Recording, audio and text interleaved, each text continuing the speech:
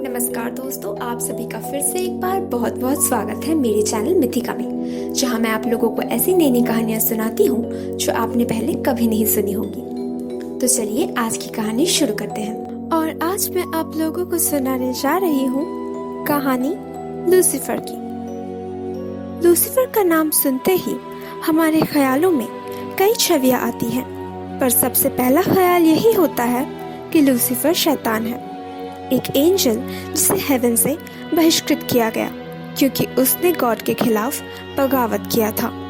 एक ऐसा व्यक्तित्व जिसका वजूद ही है नारी और पुरुष को प्रलोभित करने के लिए। यही सोच लेकर ज्यादातर लोग लूसीफर को जानते हैं, मगर डिमोनोलॉजी में लूसीफर 7 घातक पाप में से एक का प्रतिनिधित्व करता है, और वो पाप है घमंड। बुक ऑफ रेवल्यूशन में बताया गया उस प्रचंड युद्ध में एंजल्स में एक भयानक लड़ाई हुई। माइकल और उसकी सेना मिलकर लड़े उस विशाल सांप और उसकी सेना से। गॉड के खिलाफ बगावत की उस लड़ाई में जो हार गए उन्हें स्वर्ग से बहिष्कृत किया गया, और तभी से वो सांप, चाहे आप उसे डेविल कह लीजिए या सेटन या फिर लूसीफर, पृथ्वी पर इंसानों को गलत राह पर भटकाने की कोशिश में जुट गया। इस कहानी के कई पहलू हैं। लूसीफर, जो बाकी सारे एंजल्स में से सबसे खूबसूरत था और गॉड के सबसे अजीज था, उसे बड़ा घमंड था कि वो बाकियों से बेहतर है। इसीलिए जो नियम बाकियों पर लागू होते हैं वो उस पर लागू नहीं होते। उसने ये तक सोच लिया कि गॉड में भी खामियां हो सकती हैं, मगर वो सिर्फ अकेला ऐसा व्यक्तित्व है जो हर तरह से उत्तम है।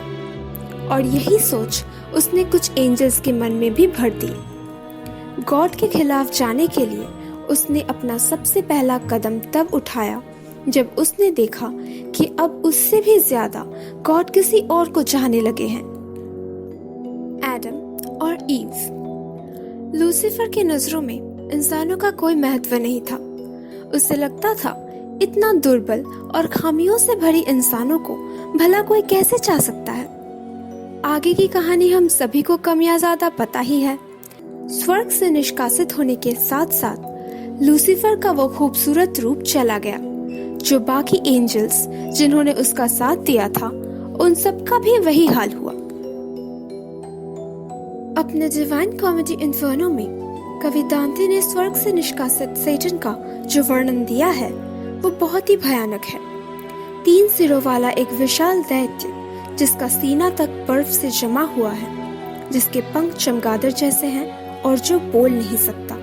उसके 3 विशाल मुंह से लार टपकती रहती है, और वो नर्क में बंदी होकर उतना ही सजा भुगत रहा है जितना कि वहाँ के बाकी निवासी। इस सैटन के वर्णन को सुनकर कहीं से भी ऐसा नहीं लगता कि वो कभी एंजल्स में सबसे खूबसूरत और गॉड का सबसे अजीज हुआ करता था।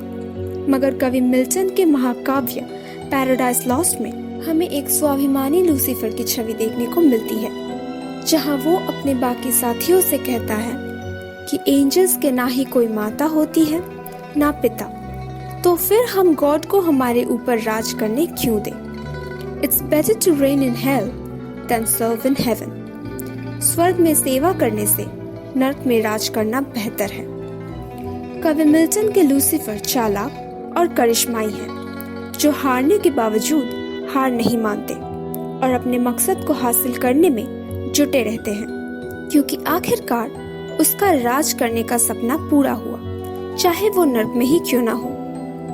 अब आप में से कुछ लोग इस बात पर तर्क कर सकते हैं कि मिल्टन का सैटन कलंकित कम और बहादुर ज्यादा लगता है। वो इसलिए क्योंकि लूसीफर के जरिए मिल्टन ने अपनी भावनाओं को लिखा था, क्योंकि वो इंग्लैंड के राजा को कुछ खास पसंद नहीं करते थे और वो मानते थे कि उन्हें राजगद्दी से हट जाना चाहिए। बाइबल के नजरिए से देखें तो लूसीफर की स्टोरी हमारे लिए एक चेतावनी है जो गॉड के खिलाफ जाने के परिणाम को दर्शाती है। मगर अगर हम उसके चरित्र को मिल्टन की आंखों से देखें तो वो हमें सवाल करना सिखाती है।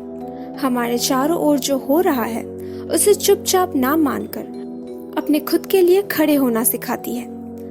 सैटन नाम को सुनते ही हम उसे ईविल के साथ जुड़ लेते हैं। मगर आज के मॉडर्न फिक्शंस में हम देख सकते हैं कि लूसीफर का चरित्र ना ही कोई निष्कासित और कलंकित एंजल का है और ना ही कोई वीर रस से भरपूर योद्धा का, मगर फिर भी उसका चरित्र हमें आकर्षित करता है, उसके बारे में और जानने के लिए उत्सुक करता है।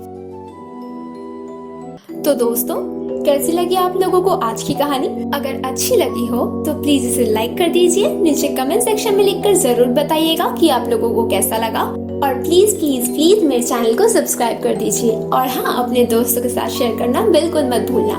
मैं आप लोगों से मिलूंगी अगले हफ्ते एक और नई कहानी के साथ।